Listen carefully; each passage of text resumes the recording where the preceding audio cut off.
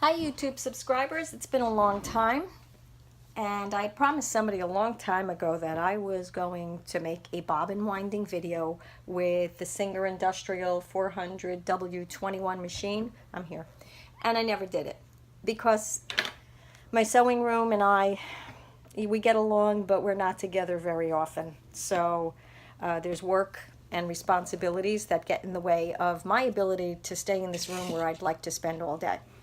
That being said, let me get right to it, and if I can, without, as everyone probably knows by now, without professional equipment and only an iPhone, let me see if I can show you how to wind the bobbin on this. Okay, so I have the only thread I've been using since I got this machine, a real heavy-duty industrial, heavyweight thread. I have it on the holder. And then I have it up over the hook just the same way as if I was threading the machine, except I'm not going near the machine really. I'm just going to access the bobbin winder, which is on your front side of the machine, front to back, but most of it is right here.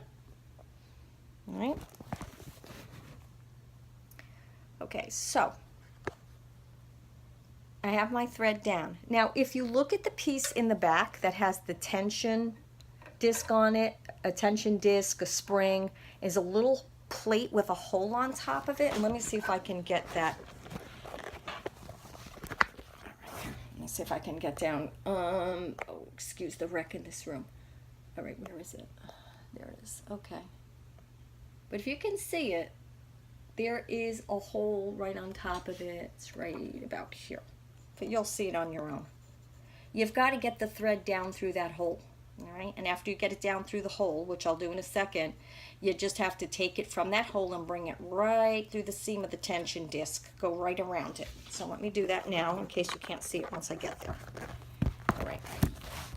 Oh boy, talk about non-professional. Jeez. Wish I knew a better way to do this. Okay, so I'm taking my thread. It's way too long. And I'm going to take the end and put it down into that hole on top of that little plate. You'll see it and you can't miss it. Okay. So it goes right down into the hole. My thread is super long. And then goes right around that tension disc, right in the seam. I'm just going like right around. It just wraps around the seam. Okay. And then comes back up again. And you bring the thread towards the front. All right, so that's all I did. I put it down into the hole, I put it around the tension disc, and I'm bringing it back up front. In the meantime, you take your bobbin, or in my case, almost empty bobbin, and then there's a spindle that comes out right here. It's a silver spindle, right there. Here's the front of the machine. Okay, there's the spindle. You're just going to pop it onto there. Right, so I'm just taking it. It doesn't matter which side, they're both the same. And I'm just going to pop it on. You'll hear a tiny click. Barely even heard it. But if it's on all the way, you're not going to be able to take it off without force. Right, so, I'm going to pull it off and then just pop. I heard a bigger click that time. Now you take your thread, you pick your thread up, so it's already around the tension disc in the back. You pick your thread up, and now you just wrap it around.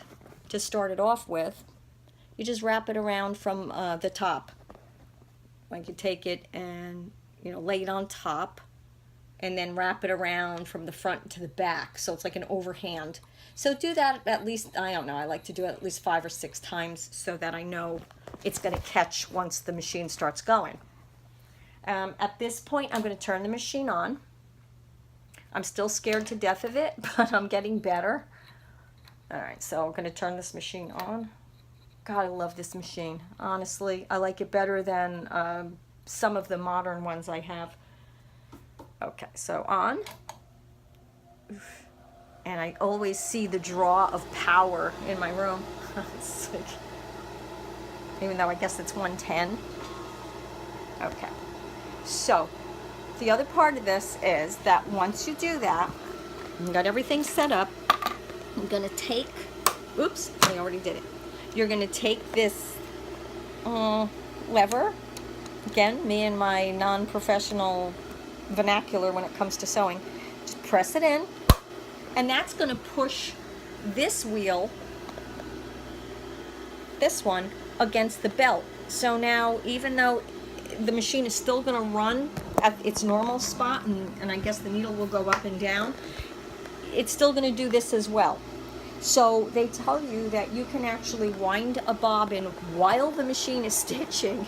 It's like, and I think to myself at how pretty much tentative and afraid I am of this machine. I can imagine trying to do that while it's stitching. I don't, unless you have two people on the machine. Okay, anyway. So now you've pushed the lever down. Everything is set to go. And yeah, that looks like it. I'm going to make sure that it's a little more taut. There. Okay. And then you step on your pedal. And in my case, the first time I did it, I prayed a little. I'm not a real religious girl, but I said, oh, please don't let anything go wrong. So, just step on the pedal. Oops, get my hand out of the way. And it will start to wind it. And it's supposed to stop automatically. Don't go too fast. And I'm just going to stop it right here. Okay, I'm going to pretend that I filled the bobbin all the way. Cut it. I'm going to pull this lever back again. Now it's away from the belt, so it's not pushing on the belt anymore. And with some force, pull it off. And there's your bobbin. And then thread the machine again, which in my case I might have to look at my video yet again. And remember that when you're putting your bobbin in the little bobbin case, remember to use a number 9 shape when you first put it in. And it's actually, yeah, you end up with it on, oh gosh, you end up with it on the other side. Once you clip it around the bobbin case, it ends up hanging the opposite way, like this way. Letter P style, but you start that way. I guess that's it. Oh, I've done a lot of sewing this week. For about 5 minutes, I thought of selling this a couple of months back, maybe, or maybe even more than that. I thought of selling it, and every time I use it, I say, oh gosh, never. Couldn't do it. Love, love, love. So, that's it.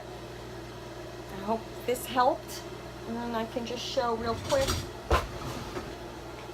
my latest project. I mean, you can never do this, I don't think, with a regular machine, but I had to sew on these. The shoes were like brand new, but the elastic had just stretched out and I couldn't use it anymore. So I opened up the seam here.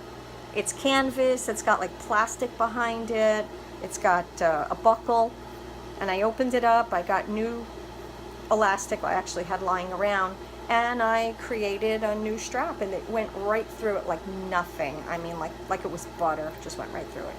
Okay, 8 minutes, 15 seconds. I think that's long enough. Sorry, I tend to ramble. Me and my non-professional, or is it unprofessional videos. Okay, bye, happy sewing.